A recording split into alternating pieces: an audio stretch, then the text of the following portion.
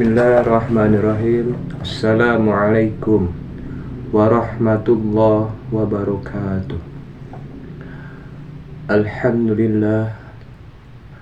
Alhamdulillahirabbil alamin. Wabihi nasta'in wa ala umurid dunya waddin. Asyhadu an la ilaha illallah wa asyhadu anna sayyidana Muhammadan abduhu wa rasuluh. Amma ba'd. Qala ta'ala rabbi shrah li sadri wa yassir li amri wahlul 'uqdatam min lisani yafqahu qawli. Pertama-tama marilah kita panjatkan puji serta syukur kita kehadirat Allah Ta'ala yang telah memberikan banyak nikmat kepada kita, di antara nikmat Islam, iman, kesehatan, dan yang lain-lain. Salawat serta salam kita panjatkan pada junjungan Nabi besar Maulana Muhammad.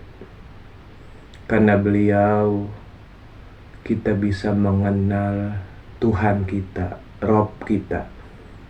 Dengan beliau kita bisa tahu yang mana yang kita wajib kita sembah, yaitu Allah Ta'ala.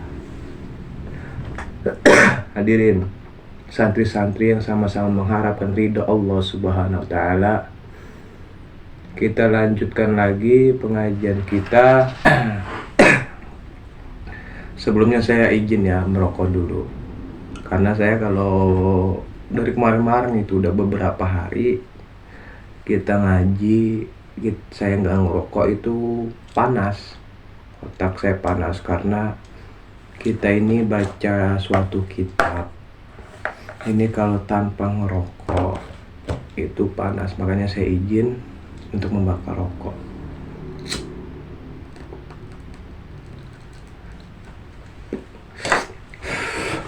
Jadi orang yang suka wirid, suka zikir, yang sudah talqin thariqah harus dibarengi dengan ngaji. Kenapa saya bilang harus dibarengi dengan ngaji? Karena orang yang wirid, orang yang zikir itu panas. Zikir itu panas. Kenapa saya bilang panas? Kita zikir la ilaha illallah, la ilaha illallah. Panas tanpa dibarengi dengan ngaji, kita akan ngawur. Hidup kita akan ngawur. Ya. Makanya Abuya Dimyati, Abuya Muhtadi, kalau ditanya Abuya ikut thariqah apa? Jawaban Abuya pasti, saya ikut thariqah ngaji. Kenapa Abuya bilang begitu? Ya karena kita ini harus mengaji.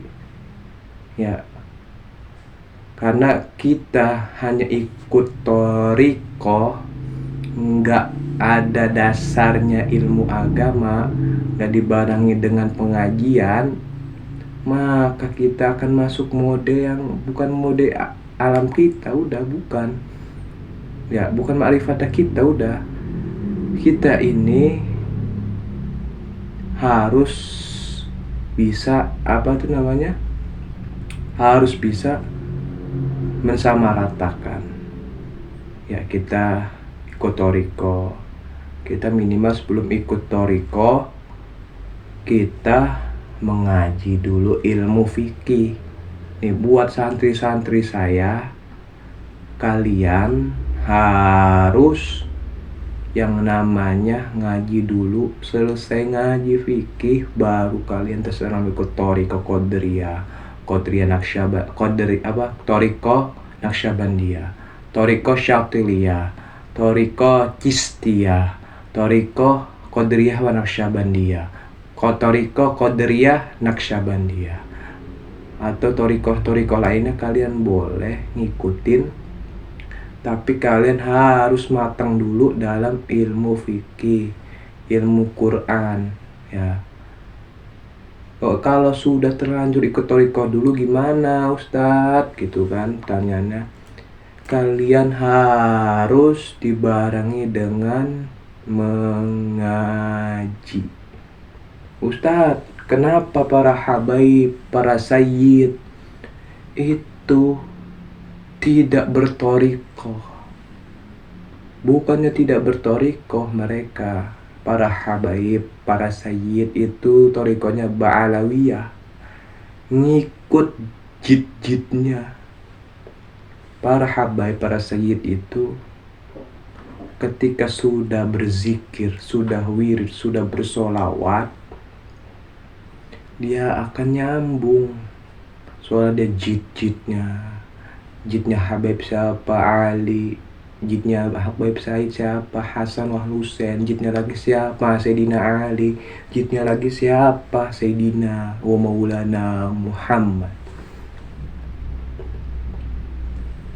Maka kita ini sebagai orang biasa harus wajib memuliakan habaib. Tapi digarisbawahin, para habaib, para sayyid ini harus juga mengaji. Karena habaib atau sayyid nggak mengaji itu menjadi orang yang jahil, habib yang jahil. Maka harus ngaji ya. Habib yang mengaji itu Masya Allah lebih mulia, itu lebih daripada kita kemuliaannya habaib yang mengaji. Maka habaib ngaji Masya Allah, karena darahnya itu darah putih, ada nyambung darahnya Sayyidina wa Maulana Muhammad.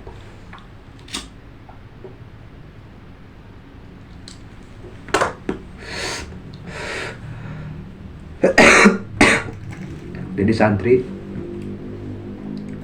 kalian dimanapun berada, santri-santri saya khususnya, santri Ponpes Nikmatul Ittihad, harus dimanapun tempatnya kalian harus mengaji. Walaupun kalian sudah selesai pendidikan di sini, kalian tetap mengaji. Jangan kalian merasa pandai, merasa pintar sehingga kalian tidak mau mengaji, tidak mau kumpul dengan orang-orang soleh. Itu bahaya, itu bisa mengkeraskan hati. Karena kita ini perlu nasihat-nasihat orang-orang soleh ya, orang-orang soleh. Jangan minta nasihat ke saya karena saya ini belum soleh. Saya ini masih manusia yang berumuran dosa, manusia yang penuh dengan dosa, khilaf. Jangan minta nasihat ke saya, minta nasihat kepada orang-orang soleh ya. Santri semuanya wajib ngaji, apalagi tahun depan yang anak-anak SMA ini kan udah pada mau lulus ya kan, ya udah kelas 3 SMA, 3 SMA itu kalian tuh bentar lagi mau lulus. Kalian lulus ini nggak perlu mikirin kerja apa, kalian cukup ngaji. Insya Allah rezeki datang sendiri. Karena santri itu sudah dijamin rezekinya oleh Allah ya.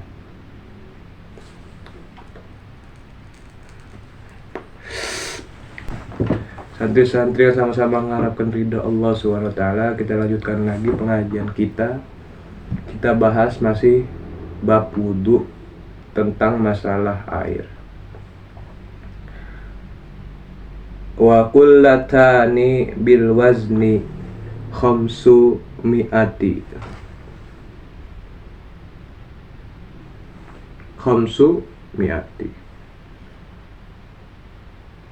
Ritlin Baghdadiyin takriban wabil masahati fil murabbi'i zi ra'un wa rab'un tulan wa ardon wa umqan bidira'il yadi al-mu'tadi lati wa fil muddawwari zira'un min sairil jawanibi bizara'i adami. Ukuran 2 kullah dengan timbangan adalah 500 liter. Baghdad dengan isi pada bentuk bangunan kubus adalah panjang, lebar dan tinggi 1/4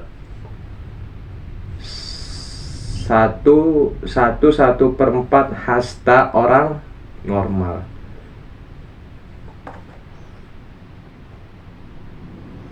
Sedangkan dalam bangunan yang berbentuk silinder atau berbentuk bulat itu adalah garis tengah 1 hasta manusia dalam 2 hasta tangan tukang kayu.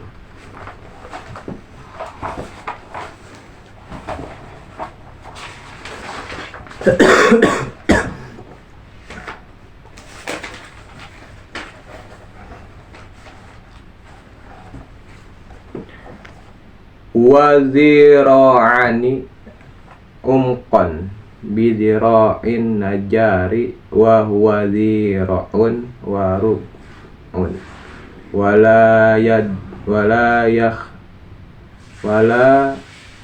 yakhjusu kullatamain. Adapun satu hasta wazira'ani umqan.